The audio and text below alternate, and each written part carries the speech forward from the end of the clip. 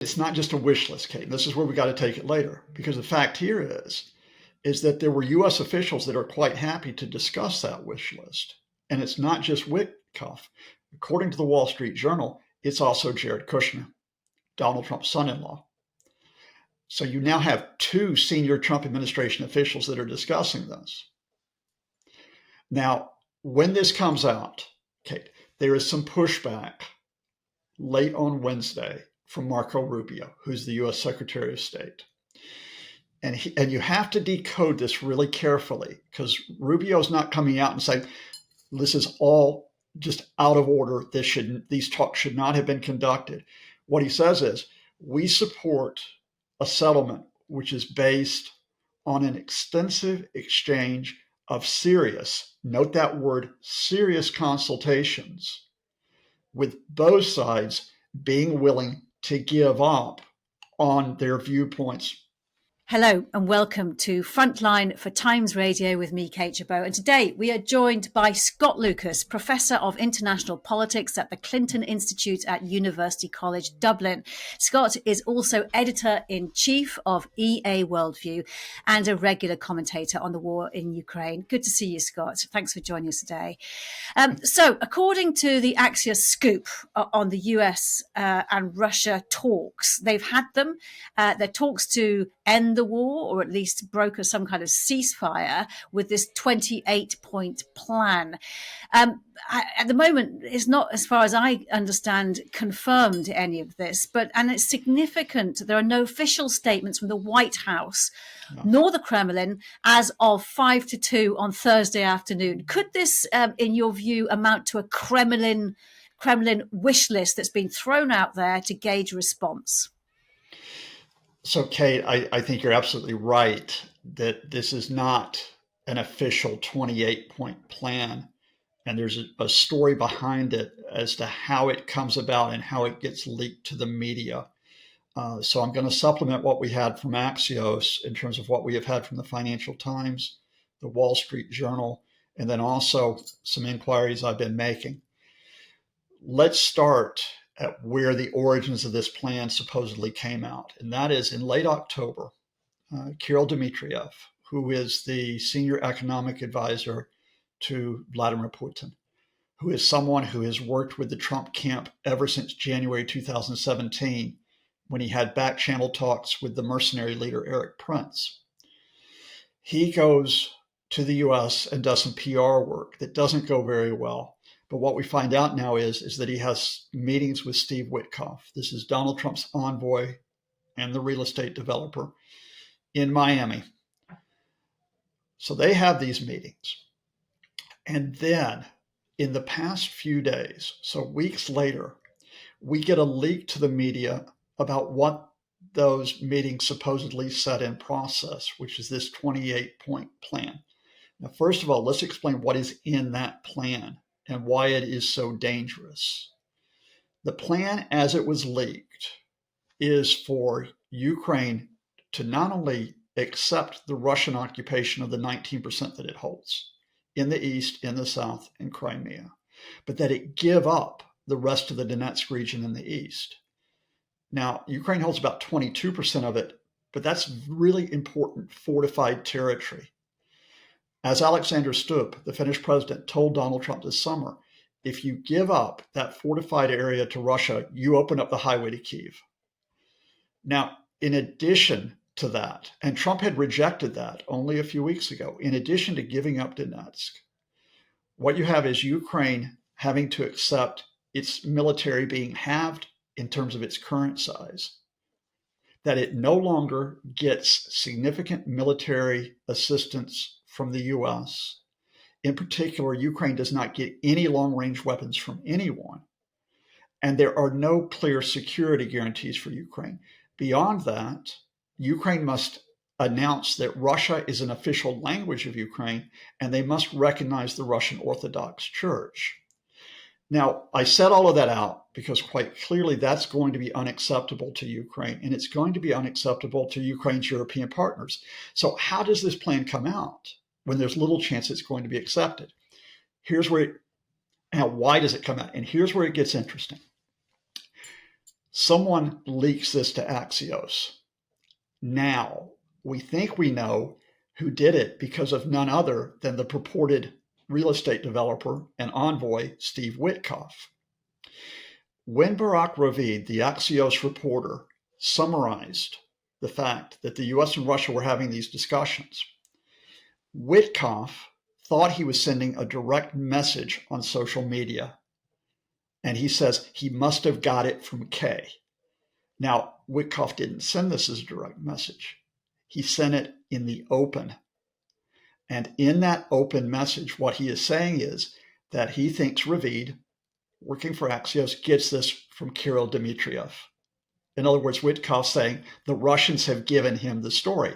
Now, the spin on this is, as Axios reports it, and then as it's picked up by others, is that some U.S. officials are really, really happy with this plan.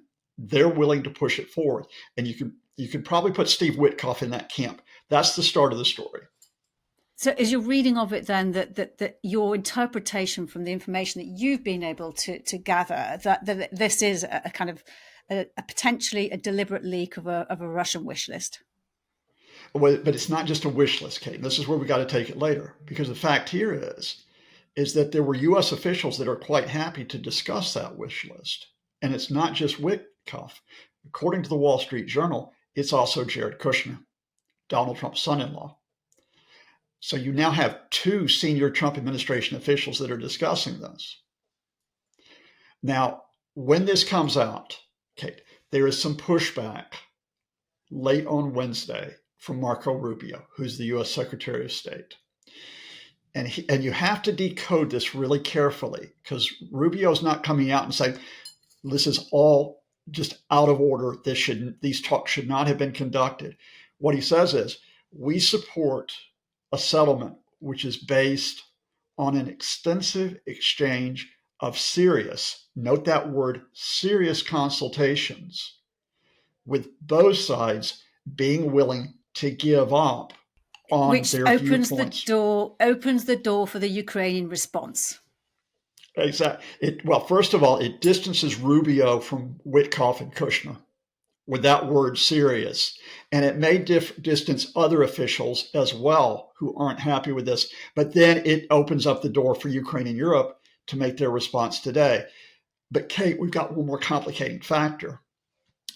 If this had occurred back in the spring when the US and Russia were trying to cut out Europe, and if it happened in the summer when Trump was going wobbly again, you could have counted on a pushback coming from someone named Keith Kellogg, who is the U.S. envoy to Ukraine. Yes, but and he's announcing that he's going to stop that job in January, hasn't he? Wait a minute. The White House announced he's leaving the job in January. Kellogg didn't announce it. It was White House officials who said, oh, he's coming up to the point where his status as special envoy reaches its limit, and he really wants to leave in January anyway. Keith Kellogg has not made any statement for the past couple of weeks. So when you have the American delegation that is in Kyiv today meeting with Vladimir Zelensky, and we assume that they'll be discussing this plan, Kellogg's not there. Instead, you have someone who is new to the game, the Army Secretary Dan Driscoll, who's leading the American delegation. So, that is a lot to take in. And sure. This is only a few hours after this story was broken to the media and is out there. There's a lot more detail to be gone through. The Europeans have to have their input as well. And so we have to hear what President Zelensky has to say about it. And as you say, this delegation is in Kyiv as we speak, a fact-finding mission as well. It's an important opportunity, isn't it, though, to assess the situation on the ground while they're there and witness the consequences of the Russian aggression, which is the point that Ukraine's prime minister was keen to put out there on social media. Important, really important to have clarity at this moment, given the Russians are really keen to be claiming that they're winning on the battlefield amid all of this. Well, you need to have clarity on the ground and also in the air. Let's start with the ground situation. The Russian line is, we're winning, we're advancing in the east and the south. Why is Ukraine continuing to resist? They should effectively surrender at this point. The reality here is that the Russians have made gradual, but I'm going to emphasize that word, gradual advances, both in the Donetsk region and in the Zaporizhia region. Zaporizhia is in the south. But again, to put that into perspective, the Russians have taken this year 0.5 of 1% of Ukraine territory. So it was 19%, now it's about 19.5%. In Donetsk, despite those gradual advances, after calculating after 16 months, they have still not overrun the town of Pokrovsk, which was the logistics hub they've been trying to overrun. They've devastated it. They've got soldiers inside it now, but they haven't overrun it yet after 16 months. Now, if it takes 16 months just to take Pokrovsk, unless the Ukraine defense lines completely melt away, think about what it would take to advance further in the Donetsk region. And similar in Zaporizhia, while they took about 5 villages in Zaporizhia, and everybody's thinking, okay, we've got new activity there. They haven't taken a major town in Zaporizhia yet. They've not made a major advance. So the Russians are trying to portray these major victories when in fact it is a very, very slow grind.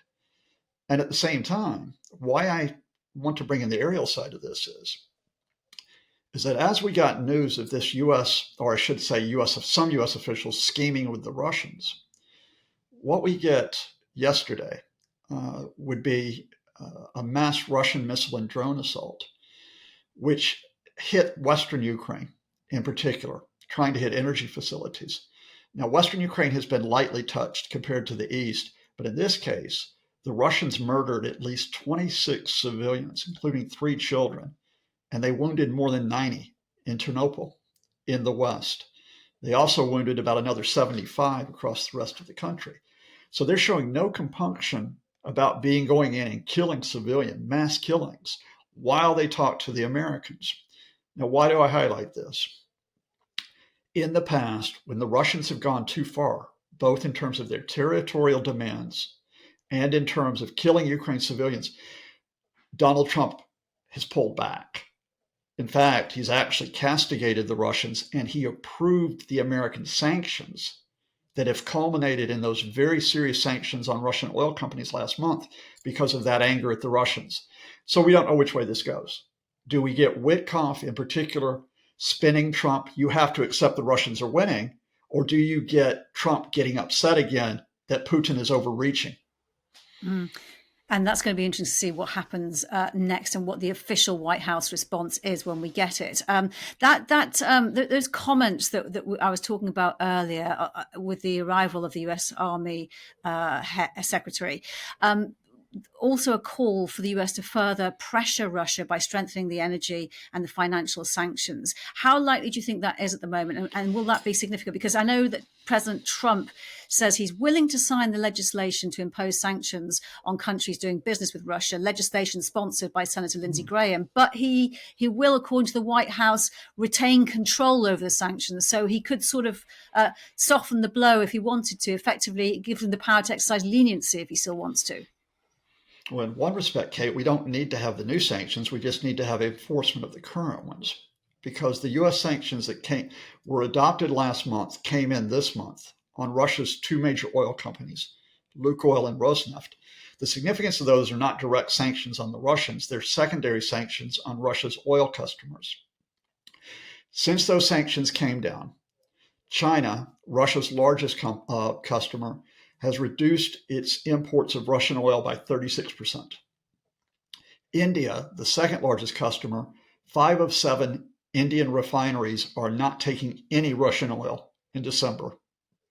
Turkey, number 3, is looking for alternative sources and cutting back on Russian purchases. And indeed, I think if you've got adults in the room in the United States, not Steve Witkoff, not Jared Kushner, you've got U.S. officials that may be working with the Turks, with the Indians, for example, to get oil, say, from the Arab states, as well as some American supplies to cover what they've been taking from Russia. So that is already going on.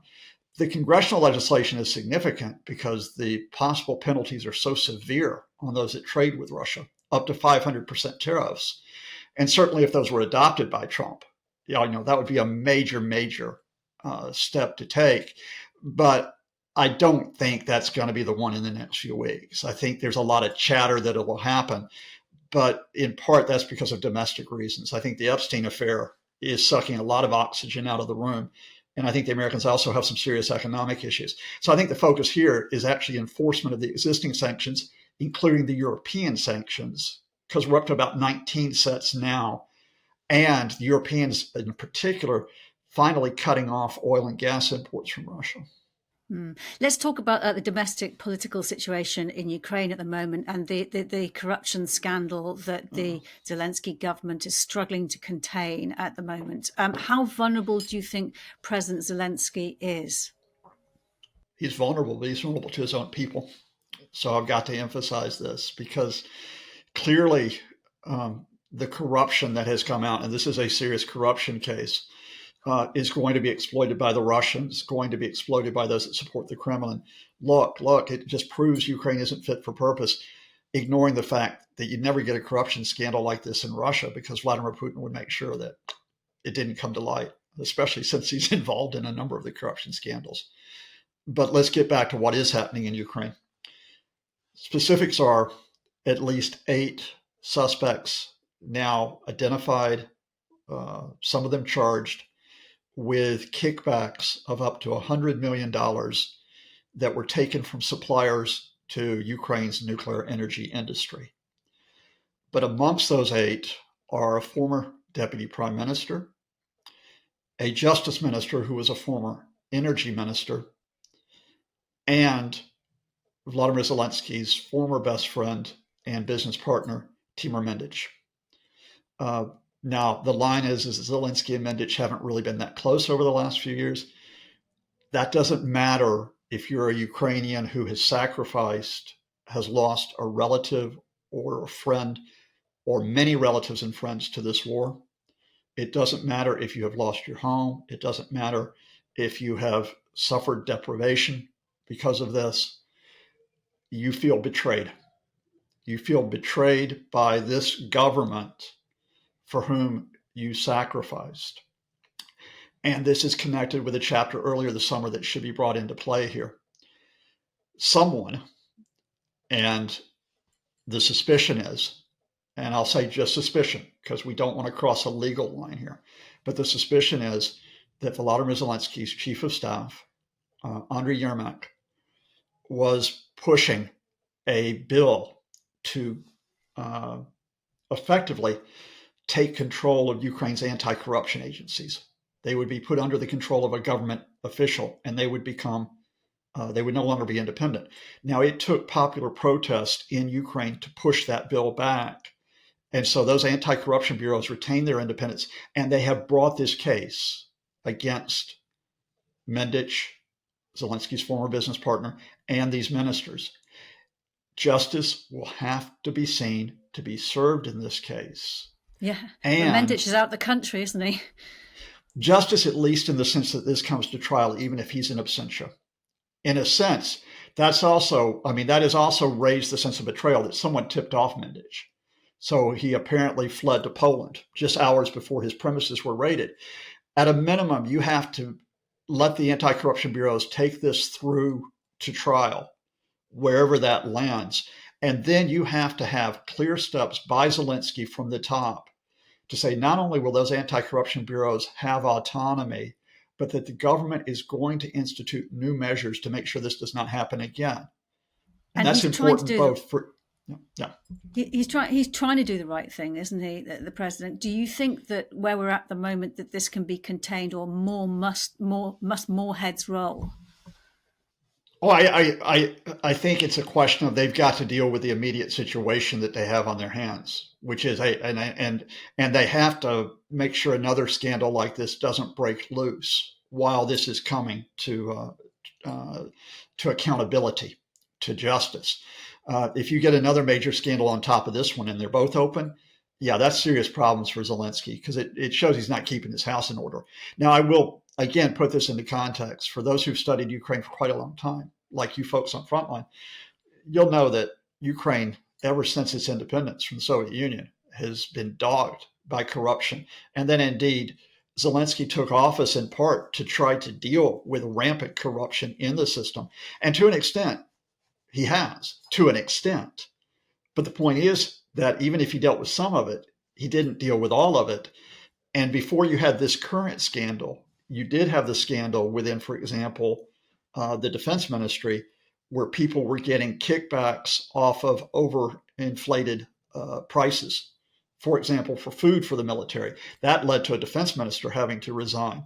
I still will look at this half full because of Ukrainian friends who tell me at least we still have, as it were, people trying to deal with this. And again, the National Anti-Corruption Bureau, the Special Anti-Corruption Prosecutor's Office, but they have to be seen to be able to operate effectively for Zelensky to stay on the right side of this issue.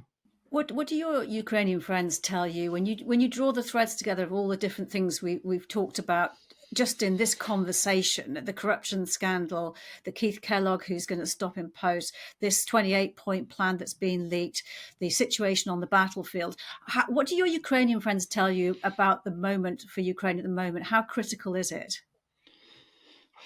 But Kate, it's critical for Ukraine, but it's been critical for Ukraine since February 24th, 2022, when we thought Kyiv would fall in a few weeks, and arguably critical every day since 2014, when the Russians seized Crimea and tried to split the country by backing the separatists in the east. So this barrage of crises is no different to what they're facing all the time. In a sense, yeah, they're tired, they're frustrated, they want it all to stop, but they're not going to give up. I mean, what strikes me beyond all else, and I'm going to speak as a person rather than just as an analyst. And, if we get our YouTube commenters saying this is favoritism, well, fair enough. I'm just going to tell you that the resilience of the Ukrainians, whom I know, some of whom are my friends, but also Ukrainians that I've just witnessed, and that this morning, after that barrage, especially in Western Ukraine, I know folks who live in Western Ukraine.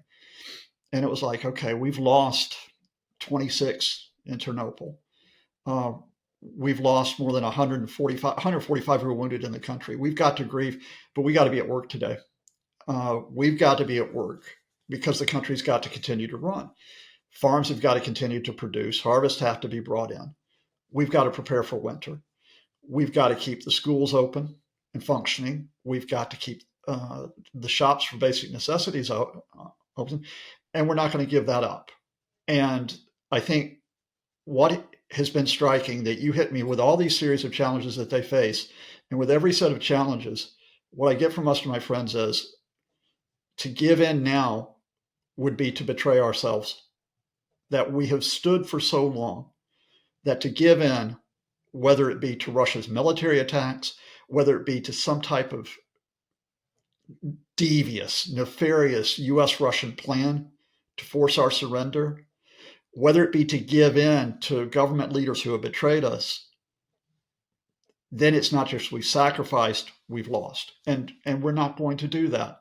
And I think at the end of the day, that with all those challenges that face, and that shouldn't be underestimated, the person who lost this invasion was Vladimir Putin.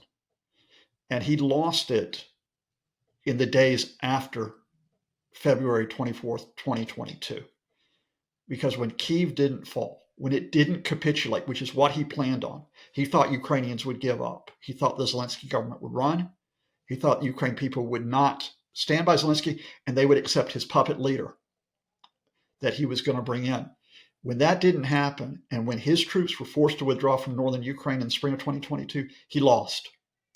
Now, he may get partial compensation for that loss with part of the East and part of the South for the foreseeable future. But he lost in his overall goal, which was to make all of Ukraine part of Greater Russia and to break Europe. That's what they tell me. And that's what I think is still the top line above all these other headlines that we're having to deal with today. Scott Lucas, it's been great talking to you. Thank you very much for your time. Thank you, Kate. You've been watching Frontline for Times Radio with me, Kate Gerbeau. If you'd like to be the first to get exclusive content, you can sign up for membership with the link below. You can also listen to Times Radio for the latest news or read it on thetimes.com. My thanks to our producer today, Louis Sykes, and to you for watching. Bye for now.